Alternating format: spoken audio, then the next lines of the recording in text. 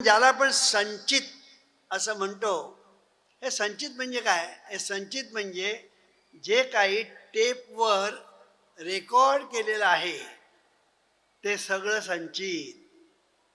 जे डिवाइन बँकमध्ये जमा झालेलं आहे ते सर्व संचित. आणि हे संचित म्हणजे गोडाऊन म्हणून पहिल्या दिवशी सांगितलं, म्हणजे काल. आणि त्या गोडाऊनमध्ये दोन प्रकारचा माल, तो म्हणजे पाप आणि पुण्य. तो म्हणजे पाप आणि पुण्य, दोन प्रकारचा माल, बाकी तिकडे माल नाही, पाप आणि पुण्य. आता गंमत अशी आहे की बऱ्याच लोकांचा असा समज आहे, बऱ्याच लोकांचा म्हणजे 99.99% लोकांचा असा गैरसमज आहे की आपल्या वाट्याला जे नशीब म्हणून येतं ते संपूर्ण आयुष्यासाठी एका हप्त्यात येतं. असं तसं अशी गोष्ट प्रत्यक्षात नाही. एका हप्त्यात सर्व आपलं जे प्रारब्धाचा जो भाग आहे तो येतो असं आपण जे म्हणतो ना, ते खरं नाही. प्रारब्ध येतं म्हणजे काय तेही सांगतो तुम्हाला. प्रारब्ध दोन प्रकाराने येतं. संचितातून आपण जे काढतो ते प्रारब्ध. बँकेतून आपण जे पैसे काढतो ते बँकेतून काढलेले पैसे म्हणजे प्रारब्ध. बँकेत पैसे म्हणजे संचित. आता तुम्हाला समजेल हळूहळू. हे जे संचितामध्ये जे पाप पुण्याचा जो माल आहे गोडाऊनमध्ये, तो काढायचा किंवा काढायचा नाही, किंवा कुठला काढायचा हे तुझ्यावर अवलंबून आहे. म्हणून जीवनविद्या सांगते, तूच आहेस तुझ्या जीवनाचा शिल्पकार. आता बघा, तुम्ही बँकेत जाता, तर बँकेचे व्यवहार आपण जर नीट लक्षात घेतले तर आपल्याला पाहिजे तेव्हा आपण जातो आणि बँकेतून पैसे काढतो. ते असं म्हणत नाही संबंध महिन्याचं तुम्ही पैसे काढा, पुन्हा येऊ नका, असं म्हणत नाही. तर तुम्हाला जेव्हा पाहिजे तेव्हा तुम्ही जाता बँकेमध्ये, पे स्लिप किंवा काय ते देता आणि पैसे काढता. तसं आपल्या गोडाऊनमध्ये, आपल्या बँकेमध्ये जो पैसा आहे किंवा माल आहे तो आपल्याला जर काढायचा असेल, म्हणजे पाप किंवा पुण्य, ते कशावर अवलंबून आहे? तुम्ही जे चिंतन करता त्या चिंतनावर अवलंबून आहे. म्हणून चिंतनाचं महत्त्व जगातील सर्व संतांनी सांगितलं आणि भगवद्गीतेने सांगितलं. अनन्यास चिंतयन्तो माम ये जना पर्युपासते तेषां नित्याभियुक्तानां योगक्षेमं वाम्यहम्. चिंतनाचं महत्त्व सांगितलं. अवघे होती लाभ एका या चिंतने, नाम संकीर्तने गोविंदाच्या, असं सांगितलेलं आहे. काय नवे केले एका चिंतिता विठ्ठले, सर्व साधनांचे सार भवसिंधू उतरी पार. योग याग तपे केली तयाने अमुपे, तुका म्हणे जपा मंत्र त्रिअक्षरी सोपा. चिंतनाचा हा जो महिमा सांगितलेला आहे, अवघे होती लाभ, चिंतनाने काय होत नाही. काय नव्हे केले एका चिंतिता विठ्ठले, चिंतनाने तुम्हाला सर्व काही प्राप्त करून घेता येतं, इतकं चिंतनाचं महत्व आहे. एके ठिकाणी आणि डॉक्टर मर्फी असं म्हणतात की तुमचं चिंतनाचं महत्व किती आहे की तुम्ही जे चिंतन करता त्याप्रमाणे तुम्हाला जीवनामध्ये प्राप्त होत असतं. The habitual thinking of your conscious mind establishes deep grooves in your subconscious mind which form a mold or matrix through which infinite intelligence, wisdom and vital forces of the subconscious power flow, असं म्हटलेलं आहे. ह्याचा अर्थ असा की तुम्ही जेव्हा चिंतन करता तेव्हा त्या चिंतनाने, पण ते हॅबिच्युअल चिंतन याचा अर्थ असा की एखादी गोष्ट आपण मनामध्ये घोळवतो त्याला चिंतन असं म्हणतात. की तुम्ही चिंता जे करता ना ते चिंतनच असतं, पण ते चिंता करण्याचं कार्य तुमचं अनिष्ट असतं, म्हणून अरिष्ट वाट्याला येतं. अनिष्ट चिंतन करता म्हणून अरिष्ट वाट्याला येतं. इष्ट चिंतन कराल तर इष्ट गोष्टी तुमच्या वाट्याला येतील. मग तुमच्या वाट्याला काय आणायचं हे तुझ्या हातात आहे, म्हणून तूच आहेस तुझ्या जीवनाचा शिल्पकार. चिंता करणं किंवा चिंतन करणं म्हणजे डिवाइन बँकवर तुम्ही सादर केलेला चेक आहे. त्या चेकप्रमाणे तुम्ही त्या गोडाऊनमधून काढत असता पाप किंवा पुण्य. आणि म्हणून चिंतनाला महत्व आहे. चिंतनाला जे सांगितलेलं आहे, नामस्मरण म्हणा, चिंतन म्हणा, ते हे जे महत्व दिलेलं आहे त्याचं कारण हे आहे. एकनाथ महाराजांनी फारच सुंदर सांगितलंय. ते म्हणतात, चिंतने नासत असे चिंता, चिंतने सर्व कार्य ये हाता, चिंतने मोक्ष सायुज्यता, घर शोधित असे. चिंतने तुटे उपाधी, चिंतने तुटे आदि व्याधी, चिंतने सर्व कार्य सिद्धी, एका जनार्दनाचे चरण. काय सांगितलंय बघा की चिंतनाचं महत्व किती आहे. पण हे जे चिंतन आहे, हे चिंतन तुम्ही जे करता त्याप्रमाणे तुम्ही गोडाऊनमधून माल काढत असता. गोडाऊनमधून तुम्ही जो माल काढता त्याला प्रारब्ध असं म्हणतात. आणि जिथून माल काढला त्याला संचित असं म्हणतात. म्हणजे संचित म्हणजे काय ते तुम्हाला कळलं, प्रारब्ध म्हणजे काय कळलं. आणि महत्त्वाचा मुद्दा म्हणजे असा की प्रारब्ध म्हणजे संबंध आयुष्यासाठी कपाळावर सटवी लिहून जाते ते खरं नाही. तर तुम्ही चेक जो सादर करता फ्रॉम टाईम टू टाईम म्हणजे वेळोवेळा, त्याप्रमाणे तुम्ही त्या संचितातून प्रारब्ध बरं किंवा वाईट काढत असता. हे लक्षात तुमच्यामध्ये आलं तर चिंतनाचं महत्त्व कळेल, नामस्मरणाचं महत्त्व कळेल, विश्व प्रार्थनेचं महत्त्व कळेल. असो, एकदा तुमच्या ध्यानामध्ये आलं की संचित म्हणजे काय आणि प्रारब्ध म्हणजे काय. बँकेमध्ये ठेवलेले पैसे म्हणजे संचित, बँकेतून पैसे काढले ते बँकेतून काढलेले पैसे म्हणजे प्रारब्ध. आता हे प्रारब्ध जे आहे, हे प्रारब्ध तुम्ही जेव्हा भोगायला सुरुवात करता तेव्हा तुम्ही जे करता त्याला क्रियमाण असं म्हणतात. क्रियमाण कशाला म्हणतात लक्षात घ्या की तुम्ही त्या संचितातून काढलेलं प्रारब्ध ते जेव्हा तुम्ही भोगायला सुरुवात करता तेव्हा भोगताना तुम्ही जे करता ते सर्व क्रियमाण. हे क्रियमाण फार महत्वाचं आहे, कारण या क्रियमाणातून पुन्हा पाप पुण्य निर्माण होतं, त्याच्यातून शुभ किंवा अशुभ नियती निर्माण होते, तिच्यातून सुखदुःख निर्माण होतं आणि हे सुखदुःख म्हणजे नशीब आपल्या वाट्याला येतं. असा हा एकंदर आपला जीवन प्रवास आहे. क्रियमाण ज्याला आपण म्हणतो ते क्रियमाण म्हणजे काय. मगाशी सांगितल्याप्रमाणे आपण प्रारब्ध भोगत असताना जे बरं किंवा वाईट करत असतो ते सर्व क्रियमाण. आणि ह्या क्रियमाणातून पुन्हा पाप पुण्य निर्माण होतं. हे पुन्हा पाप पुण्य निर्माण होतं. ही गोष्ट एकदा तुमच्या ध्यानामध्ये आली की आपण प्रारब्ध भोग भोगत असताना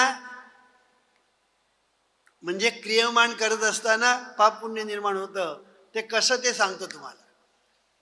तुम्ही बँकेतून पैसे काढले म्हणजे संचितातून तुम्ही प्रारब्ध काढलं, बँकेतून पैसे काढले मग तुम्ही खर्च करता. आता खर्च कसे करता तुम्ही. खर्च तुम्ही दोन प्रकारे करता. कोण दारू प्यायला, गुटखा खायला, गर्द घ्यायला, ड्रग्ज घ्यायला, तंबाखू घ्यायला, विडी घ्यायला, सिगारेट घ्यायला, जुगार खेळायला. या गोष्टीसाठी काढलेले पैसे खर्च झाले. आता ह्याच्यातून काय निर्माण होणार. ह्याच्यातून काय निर्माण होणार? ह्याच्यातून तुमच्या संसाराची जी परिस्थिती आहे ती चिघळत चिघळत चिघळत चिघळत शेवटी सर्वनाश, शेवटी सर्वनाश. एक भाग झाला. आता दुसरा माणूस आहे, त्याने बँकेतून पैसे काढले आणि त्या पैशाचा विनियोग काय केला? चांगली पुस्तकं आणली जीवनविद्येची.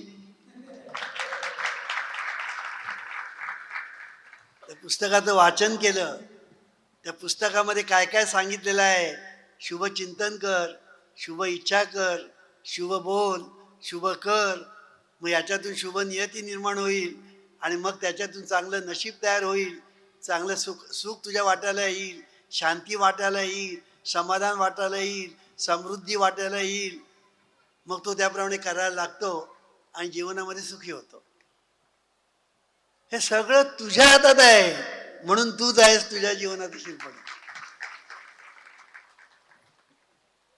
पैसे कसे खर्च करायचे हे देव येऊन तुला सांगणार नाही, असे कर आणि तसे कर. तुला सांगतील फक्त सद्गुरू, म्हणजे खरे सद्गुरू. खोटे सद्गुरू आहे ते तुमच्याकडून पैसे घेतील, दे मला दे. खरे सद्गुरू तुम्हाला सांगतील ते पैसे कसे खर्च करायचे, ते योग्य पद्धतीने कसे करायचे हे सांगतील. हे मी काय सांगतो आहे की तुम्ही जे पैसे काढता ते खर्च कसे करता. तुम्ही पुस्तक आणण्यासाठी, मुलांच्या शिक्षणासाठी, कोणी आजारी असेल तर त्याला औषधोपचार करण्यासाठी, अशा चांगल्या चांगल्या कामासाठी तुम्ही ज्यावेळेला पैशाचा वापर करता तर त्याच्यातून सगळं चांगलं निर्माण होतं, त्याच्यातून सगळं चांगलं निर्माण होतं. आणि वाईट कामासाठी खर्च करता तर त्याच्यातून सगळं वाईट निर्माण होतं. इतकं आपलं लाईफ सिम्पल आहे, इतकं सिम्पल आहे.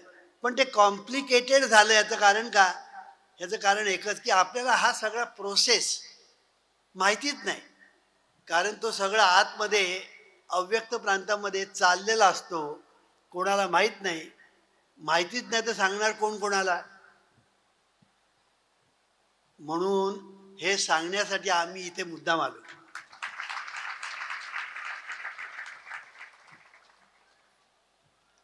म्हणून हे जे क्रियमाण आहे ते किती महत्वाचं आहे.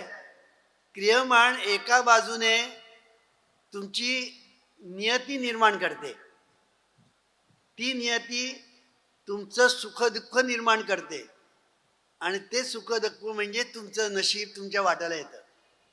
म्हणजे एका बाजूने क्रियमाण नियती निर्माण करते, दुसऱ्या बाजूने हेच क्रियमाण प्रारब्ध जे आहे ते दृढ करते किंवा सौम्य करते.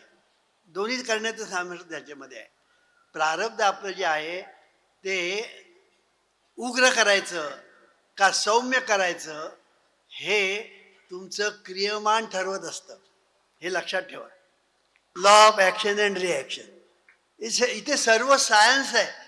Law of action and reaction, तुमची ॲक्शन काय त्याप्रमाणे रिॲक्शन. मी कालच सांगितलं, कर्माचं फळ कर्मात, कर्माचं फळ देव देतो अशी समजूत लोकांची आहे. पुस्तकं वाचा, म्हणजे पुस्तकात काय लिहिलेलं ते तुम्हाला सापडेल. तुम्ही कर्म करायचं, फळ देवाने द्यायचं असं नाही. दुसरं कर्माचं फळ अपेक्षा न करता करा, कर्म फळाची अपेक्षा न करता करा. जीवनविद्या काय सांगते? फळाची अपेक्षा करा किंवा करू नका, फळ मिळणारच. कारण कर्माचं फळ कर्मातच असतं. बी मध्येच वृक्ष असतो, बी मध्येच वृक्ष असतो. बी विस्तारत जाते ना तसतसा त्याचा वृक्ष होत जातो. बी जशी विस्तारत जाते, विस्तार तैसा मध्ये एकाचा विस्तार ते हे जग, असं ज्ञानेश्वर महाराज म्हणतात. बीचा विस्तार म्हणजे वृक्ष,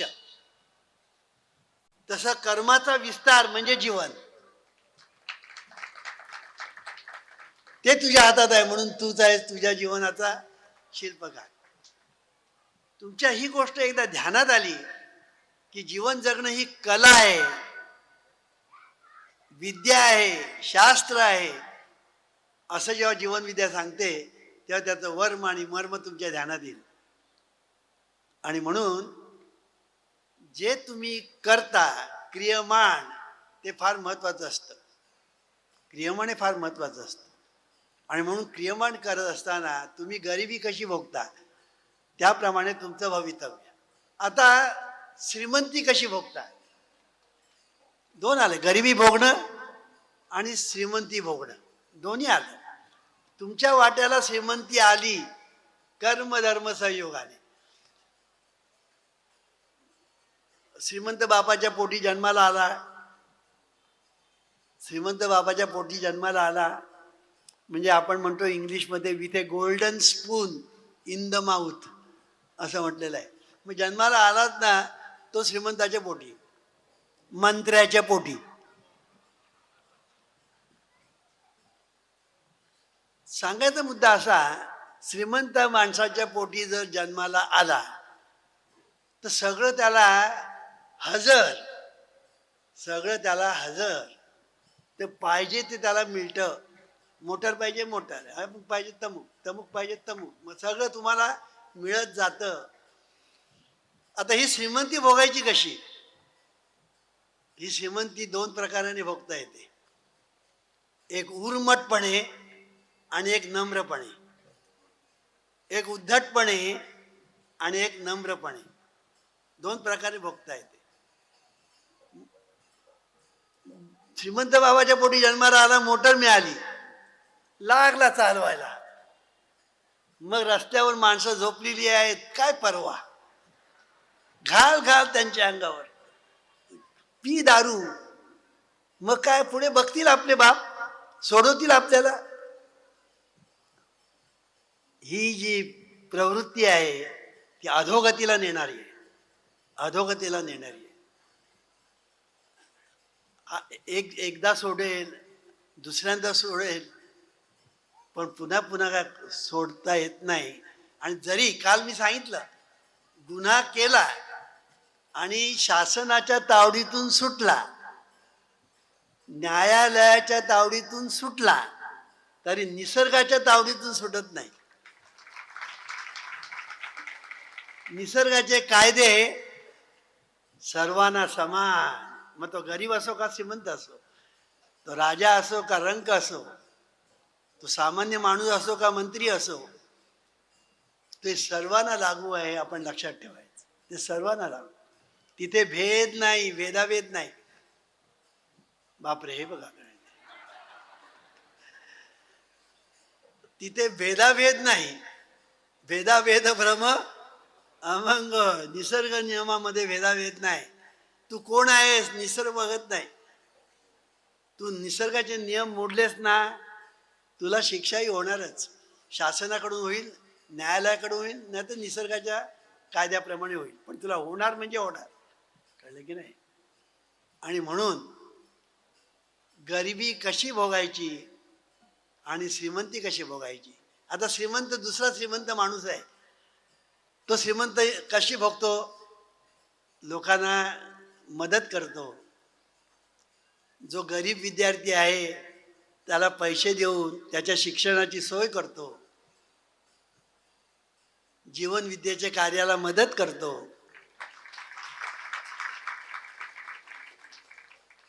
म्हणजे जे जे काही त्या पैशाचा चांगला उपयोग करता येईल असा पैशाचा तो जेव्हा उपयोग करतो तेव्हा त्याची जी श्रीमंती आहे ना ती अधिक वाढत जाते, अधिक वाढत जाते.